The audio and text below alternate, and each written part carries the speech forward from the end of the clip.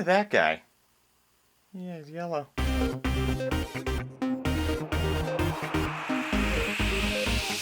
Ginger Runner.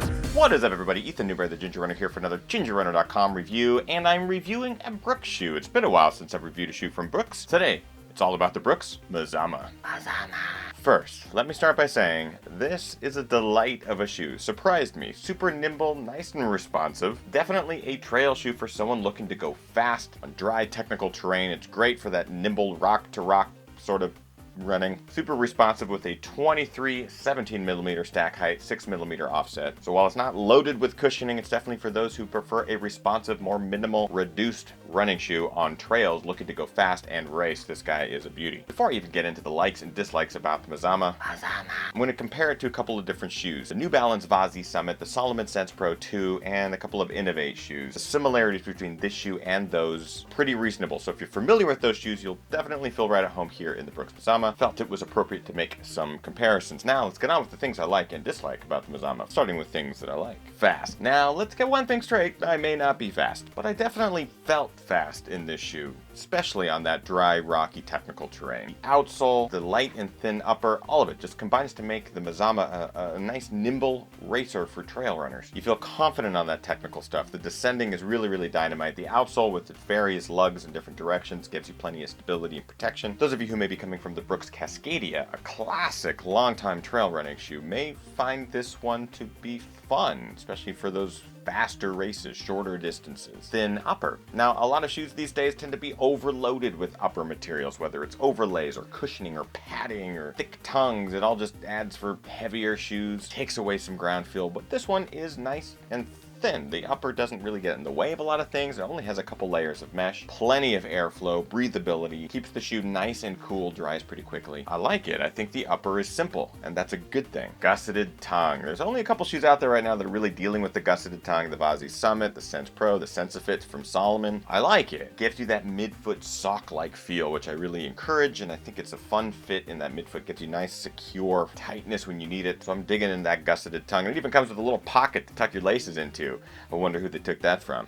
Mazama. So let's move on to things that I dislike with the responsive Brooks Mazama. The overlays. This shoe is loaded with them. Very similar to the Hoka Speed Instinct with its overlay overdose. The overlays on the Mazama are a thick fabric material that when glued on actually stiffen up the upper a lot. I ended up getting a lot of hot spots where the shoe flexes because of the upper being a little too thick and too stiff. While it does provide you with plenty of protection, especially along the base of the foot on the medial and lateral sides, it just contributes to a less than pleasant feeling from time to time. Weight. In my size 11, the Mazama comes in at a 10.2 ounce weight scale. Well, that's not super heavy for a shoe that I believe is meant to be a trail racer. Definitely tipping the scale on the heavier side. Especially with such a low stack height and a thinner upper, I would expect the shoe to be a couple ounces lighter, at least in my size. Just as a comparison, the Salomon Sense Pro 2 here, about the exact same weight, but provides you with a lot more stuff going on, including cushioning in the upper and some more cushioning in the midsole material. But it's still responsive and plenty of grip on certain trails. So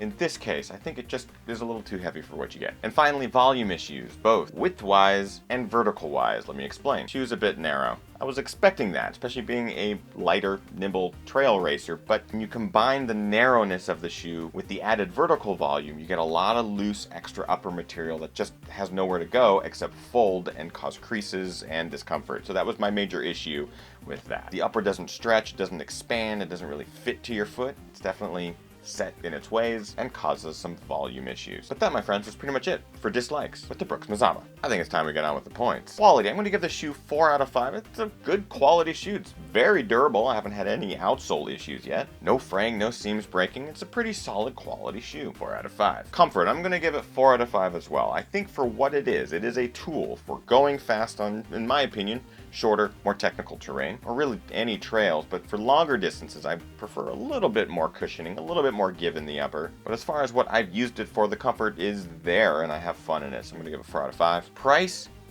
It's $140, which I think is quite a bit more expensive than I was expecting. I'm going to give it 3 out of 5 on price. I wish I'd bring that price down a little bit, just a little bit.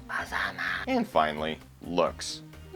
Eye of the beholder, I don't mind this color. I think the yellow color version that's going to be coming out in the men's shoe is also quite a looker. I'm going to give the looks 4 out of 5. I like them bright, I like them flashy, and that, my friends, brings a total to 15 out of 20, which is a solid score for the Brooks Mazama, a shoe that I wasn't expecting to thoroughly enjoy. I got a lot of really good miles in this shoe, a lot of fun miles. I'll definitely use this as a go-to for short, fast distances. Yeah, have a lot of fun in it. As far as buy, try, or why, I'm going to give this a solid try. Solid try, especially if you're coming from the Vazzi Summit, the Salomon Sense Pro 2, or really any Salomon shoe, or even some Innovate shoes. You're going to find a friendly home here in the Brooks Mazama. That is it, my friends, for this review. If you have tried the Mazama or have any questions about it in the comments, please leave your comments, because that's where they go. If you would like to find out more information or like to get a pair for yourself, I have a link in the description where you can go to Running Warehouse and get 10% off with the coupon code and all that good stuff, so go check that out. And that is it for this review. If you liked it, make sure you like, share, and favorite this video, and make sure you subscribe to the channel on youtube.com/thegingerrunner. Please subscribe. We're doing stuff here every single week. I'm across all the social networks. Over on Twitter, it's @thegingerrunner, Facebook, facebook.com/thegingerrunner. On Instagram, it's @EthanNewberry, and I'm doing some fun Instagram stories. And finally, gingerrunner.com. Every single Monday, live shows right here on the channel, and be sure to visit patreon.com/thegingerrunner. If you are not already a member, it helps keep the lights on and the mics hot here, helps this channel just happen. Some really cool perks on the back end as well, so go check that out. And my friends, get out there, train hard, race harder, part of the hardest. I know I am. We'll see you guys next week. Bye!